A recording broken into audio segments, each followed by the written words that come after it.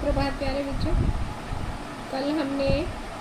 कल की वीडियो में जो हमने उनके बारे में बताया था कि उनकी वेडिंग एनिवर्सरी मनाई जा रही है, सिल्वर वेडिंग होगी, 25वीं सालगिरह, और उन्हें मालूम ही नहीं है। बच्चे अपने आप ही पार्टी का अरेंज कर देते हैं जो उन्हें समहाउ इम्प्रॉपर लगती है। फिर केक काटने की परंपरा तो उन्हें बिल्कुल भी पसंद नहीं है। अब उसके आगे क्या हुआ कि उस दिन जो है वो आए भी लेट, और उस पर से बच्चे डांट रहे हैं कि आज के दिन भी आप लेट आए हो। उन्हें यही नहीं पता कि घर में पार्टीज़ हो रही हैं।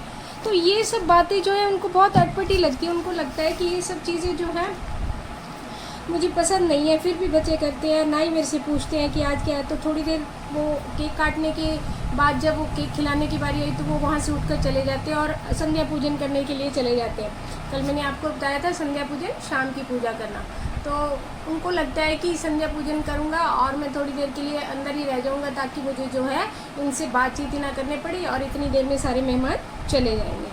तो 15 मिनट हमेशा वो लगाते थे, आज उन्होंने 25 मिनट लगा दिए। संध्या में बैठे बैठे वो किशनदा के संस्कारों के बारे में सोच रहे। आज उनका मन संध्या पूजन में ना लगकर किशनदा उनके विचारों में उतरे हुए हैं, और उनको लग रहा है कि जैसे वो उनके सामने आकर उन्हें समझाना चाहते हो कि पीढ़ी के अंतराल को समझने की कोशिश करो, लेकिन वो इस बात को समझ नहीं पा रहे। और 25 मिनट हो गए इस बात को सोचते सोचते उनके दिमाग में कि बच्चे उनसे पूछे बगैर हर काम कर देते हैं, और फिर भी उन्हें ही डांट लगाते हैं कि बब्बा जो है आपने देर कर दी और आपने ऐसा कर दिया। तभी उनकी पत्नी आई पीछे से और उनको डांटते हुए कहती है कि आज पूजा में ही बैठे रहोगे। तो यशोधर बाबू जो है वो ध्यान में मग्न थे, क्योंकि आज उनका ध्यान संध्या पूजन में न लगकर किशनदा की बातों में लगा हुआ था। वो विचार उनके मन में आ रहे थे कि कैसे किशनदा जो है उनके विचारों में उतर आए थे, और उनकी मौत जो हुआ होगा से होगी तो शायद इसीलिए हुई होगी कि अच्छा है उनके बच्चे नहीं थे, या अच्छा है जो है वो उन्हें महसूस नहीं हुआ कि उनके बच्चे उनकी बात नहीं सुनते। तो सब कुछ असहज लग रहा था उनको।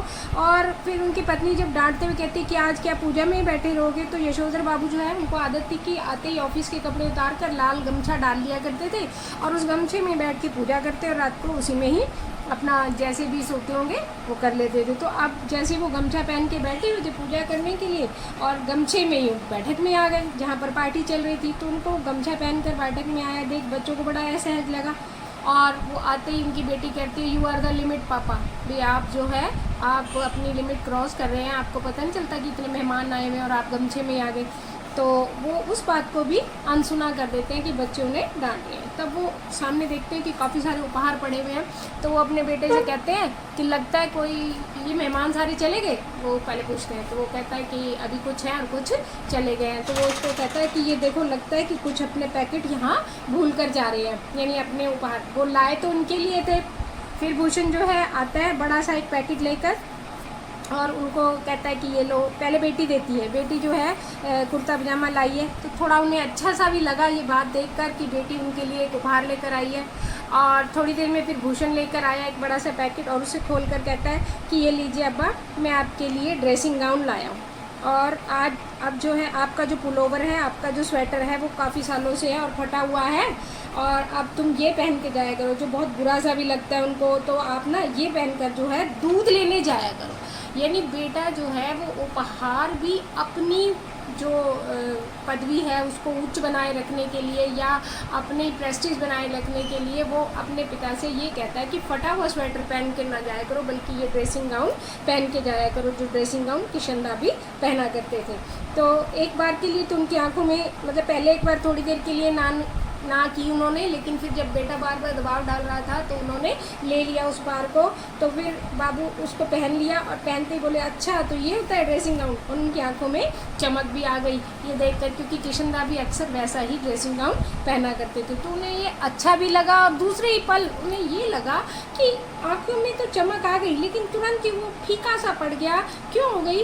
क्योंकि उनको ये खुशी तो हुई कि उनका बेटा जो लेके आया है वो बहुत अच्छी बात है, लेकिन बेटे की ये बात उन्हें बहुत चुभी कि जो ये कह रहा था कि आप सवेरे दूध लाते समय इसे पहनकर जाया करो। तो उन्हें ये बात का दुख हो रहा था कि ये नहीं कहता कि पापा अब आप बड़े हो गए हैं, यानी आपकी उम्र रिटायरमेंट की हो गई है और दूध मैं ले आया करूँगा, बल्कि ये कहते हैं कि आप जो है इस ड्रेसिंग गाउन को पहनकर दूध लेने जाया करो। तो उन्हें इस बात का बड़ा दुख होता है कि कैसे बच्चे हैं मेरे जो मेरी बात को जो है सुनते नहीं हैं, समझते नहीं हैं, बल्कि मुझे जो है अपनी परंपराओं के साथ मतलब बांधने की कोशिश कर रहे हैं। तो बच्चों का अपना आधुनिक दृष्टिकोण है और उनका अपना था, तो दोनों के बीच में जो है जीवन मूल्य और संस्कारों के विरुद्ध वो जा नहीं सकते थे। और वो अपने बच्चे जो है आजकल के आधुनिक परिवेश में रहना चाहते थे, तो वो उन्हें नहीं लगता था कि ये कोई ख़ास बात है कि पिता को ये कहा जाए कि भाई आज से काम मत करा करो, आज से हम काम क्या करेंगे, तो उन्हें ये खास बात नहीं लगती थी। लेकिन उनके मन में ये बात हमेशा से ही ठहरती थी कि आखिर कभी ऐसा बेटे ने क्यों नहीं कहा कि पिताजी हम ये काम करने जा रहे हैं, क्या आपकी सहमति है इसमें, हम कर लें ये काम। तो ये बातें जो है उनको बड़ी अजीब लगती थी। और यशोधर बाबू एक सिद्धांत प्रिय व्यक्ति थे, वे प्राचीन जीवन मूल्यों में विश्वास रखते थे और उनकी पत्नी और वो बच्चे आधुनिक थे, इसलिए उनके विचारों में भी भिन्नता थी। फिर उन्होंने सोचा कि कोई बात नहीं भाई ऐसा कहा, लेकिन तुरंत उनकी यादों में किशनदा उतर आए और किशनदा की जो मौत थी जो हुआ होगा से वो बात उनके मन में सही से लगती हुई प्रतीत हुई, क्योंकि उन्हें लग रहा था कि किशनदा की मृत्यु सही कारणों का तो नहीं पता चला, लेकिन अगर उनके बाल बच्चे होते तो शायद वो इस बात से दुखी होते, इसलिए अच्छा हुआ कि उनकी मृत्यु जो हुआ होगा से हुई होगी। आपका ये पूरा पार्ट कंप्लीट हो गया है, इसके 7 पार्ट बने हैं, ठीक है। मैंने आपको हर पार्ट की वीडियो भी बनाई है और हर पार्ट से संबंधित कम से कम 6 और 7 8 मतलब जितने भी पार्ट मैंने बनाए हैं, तो क्वेश्चन टोटल 43 बन गए हैं आपके। आपने इनको तो लिखना ही है, जैसे वीडियो आप सुनते होगे उसके साथ अनुसार ही ये क्वेश्चन बने हुए हैं, उस पद के अनुसार। तो उस पद के अनुसार ये जो प्रश्न है इनको उस रफ कॉपी पे आप जो है सॉल्व जरूर किया कीजिए, तभी जाके अच्छे से लेसन। अगर ये आपको 43 क्वेश्चन याद हो गए ना, तो इसके अभ्यास होने तो अपने आप ही याद हो जाएंगे, आपको दिक्कत भी नहीं आएगी, ठीक है। पहला क्वेश्चन है, आज के दिन उन्होंने संध्या पूजन में देर क्यों लगाई। आज क्यों लगाई उन्हें, क्योंकि आज जो है उनको ये लग रहा था कि ये सब चीज़ें जो है वो बिल्कुल समहाउ इम्प्रॉपर है। पहले तो केक काटना और फिर केक खिलाना, ये सब बातें उन्हें इम्प्रॉपर, और फिर दूसरा वो किसी से मिलना जुलना ही नहीं चाहते थे, जो रिश्तेदार जो परिवार के लोग आए हुए थे ना, उनसे वो मिलना ही नहीं चाहते थे, इसलिए वो ज़्यादा देर पूजा में बैठकर ताकि वो लोग चले जाएं और फिर वो बाहर आ जाएंगे। संध्या करते समय उनके विचारों में कौन घूम रहा था, उनके विचारों में उस वक्त किशनदा घूम रहे थे, क्योंकि उनको लगता था कि किशनदा हमेशा से जो है अच्छी बातें और सिद्धांतवादी थे और संस्कारों से जुड़े हुए व्यक्ति थे, और आज वो नहीं है तो भी मेरे मन में वो बातें उनकी घूम रही हैं जो मेरे बच्चों के बिल्कुल विपरीत थे। गमछा पहनकर बाहर आने पर बेटी ने क्या कहा, बेटी ने क्या कहा था, यू आर द लिमिट पिताजी, या पप्पा जो भी बोलती थी कि तुमने तो हद ही कर दिया पिताजी कि तुम जो है आज के दिन भी जो है गमछा पहनकर मेहमानों के सामने आ गए हो। तो ये बात उन्हें बहुत ज़्यादा चुभी। बच्चों ने उन्हें क्या क्या उपहार दिए, लड़की ने उन्हें कुर्ता पजामा दिया था और जिसे उन्होंने बड़ी खुशी से स्वीकार किया कि आज उनके बच्चे उनके लिए कुछ कर रहे हैं, और बड़े बेटे भूषण ने उनको एक ड्रेसिंग गाउन दिया था और साथ ही साथ ये बात भी कही थी कि इसी ड्रेसिंग गाउन को पहनकर आप दूध लेने जाया कीजिए।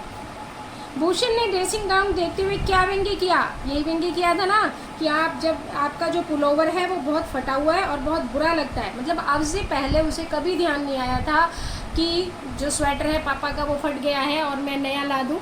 आज उसे अपनी जो मेहमानों के सामने अपनी वो बनाने के लिए, प्रभावशाली इमेज बनाने के लिए वो कहता है कि आप जो है ये फटा हुआ पुलोवर जो है मत पहना कीजिए, आप बहुत ज़्यादा बुरा लगता है और आज से आप ड्रेसिंग गाउन पहनकर दूध लेने जाया कीजिए। तो ये व्यंग्य जो है उन्हें बड़ा बुरा लगा था, चुभी थी उन्हें ये बात कि ये बेटा उन्हें किस तरह के कह रहा है। उपहार देखकर एक पल के लिए यशोधर बाबू खुश हुए, लेकिन अगले ही पल उनकी चमक फीकी हो गई। क्यों? तो वही बात जो है उनके दिमाग में घूम रही थी कि उपहार लाए बच्चे, ये बहुत अच्छी बात है, लेकिन साथ ही साथ उनका ये कहना कि आपका जो स्वेटर है वो फट चुका है और अच्छा नहीं लगता, बुरा लगता है और आप दूध लेने ये पहन के जाया करें ड्रेसिंग गाउन, तो उन्हें ये बात बहुत बुरी लगी कि ये क्यों नहीं कहा कि आज से हम दूध खुद ले आया करेंगे या घर का सामान हम खुद ले आया करेंगे। तो ये बात उन्हें बड़ी चुभी, तो जिसके कारण उनकी चमक अपने आप ही फीकी। ये आपका पूरा हो गया है पार्ट, और इसके अभ्यास और अन्य प्रश्न कल के लिए याद करने हैं आपको। और आज जो है इस जितने भी ये मैंने क्वेश्चन दिए पहले इनको सॉल्व करूँ।